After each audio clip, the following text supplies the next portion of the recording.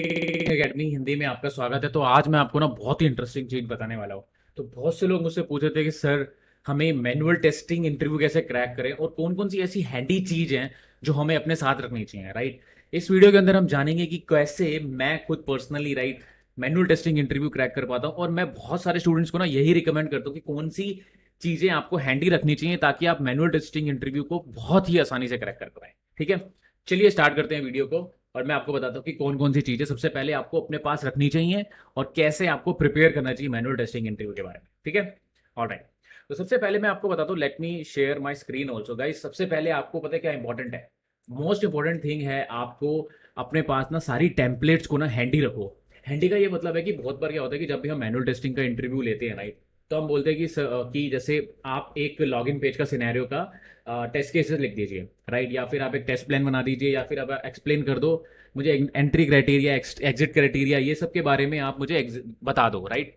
तो जब भी लोग आपसे ये चीज़ें पूछ रहे होते हैं, राइट, जब भी ये चीज़ पूछ रहे हैं, तो आपको सबसे पहले क्या करना है, अपने पास अपने एक टेम्पलेट रखनी है। ठीक है, मैं आपको लिंक्स देने वाला हूँ। इन लिंक्स को आप डिस्क्रिप्शन में भी फाइंड कर सकते हो और नोट डाउन भी कर सकते हो। ये सारे लिंक आपको बहुत हैंडी करेंगे। तो कौन कौन से हैं?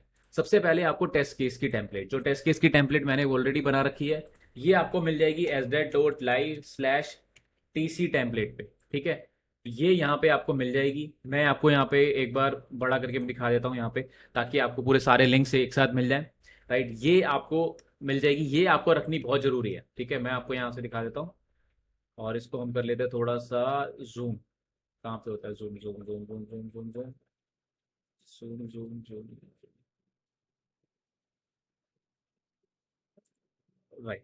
तो कंट्रोल, राइट। सो ये पहली टेम्पलेट मिल गई हमें, टेस्ट केस टेम्पलेट। ठीक है, आपको ये सबसे पहले हैंडी रखनी बहुत इंपॉर्टेंट है। सेकंड आपको टेम्पलेट ना जो आपको यहाँ से मिल जाएगी सॉफ्टवेयर टेस्टिंग हेल्प से, टेस्ट प्लान की। ठीक है, टेस्ट प्लान के अंदर बहुत सारे कॉलम्स होते हैं जिसके अंदर लोग जनरली पूछते हैं कि कौन कौन सी आपने टेस्ट प्लान में कौन से टाइप ऑफ टेस्टिंग करी है, राइट। तो मैं आपको सजेस्ट करूंगा कि ये टेम्पलेट भी आप डाउनलोड करके रख लो। ये भी आपको मिल जाएगा, ये शॉर्टकट है इसका यहाँ पे।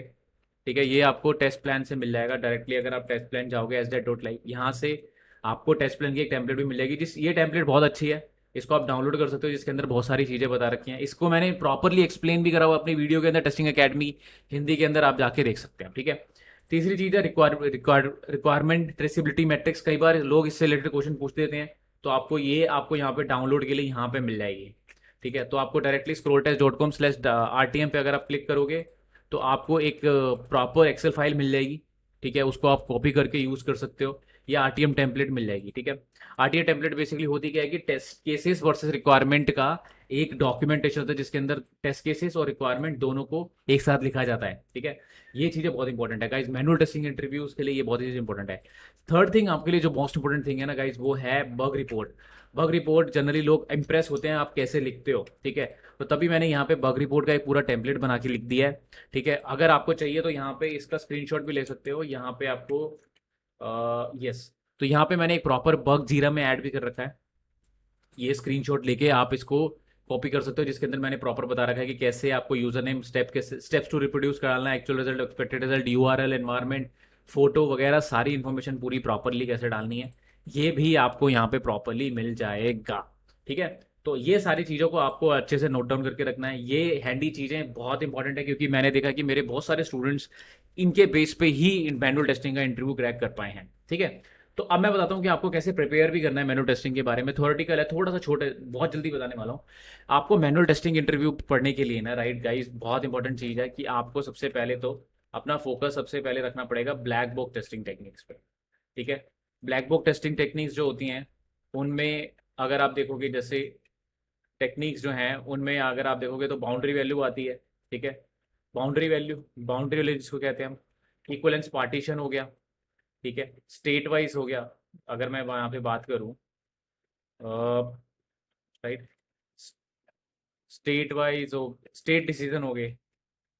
ठीक है, स्टेट डिसीजंस हो गए, और भी हैं बहुत सारी हैं यहाँ पे, पेयर वाइज हो गई। ठीक है, ये सारी टेस्टिंग टेक्निक्स के बारे में आपको अच्छे से पता था। डिसीजन टेबल हो गया, डीटी कहते हैं जिसको हम। ठीक है, तो ये सारे के बारे में आपको अच्छे से पता करना जरूरी है।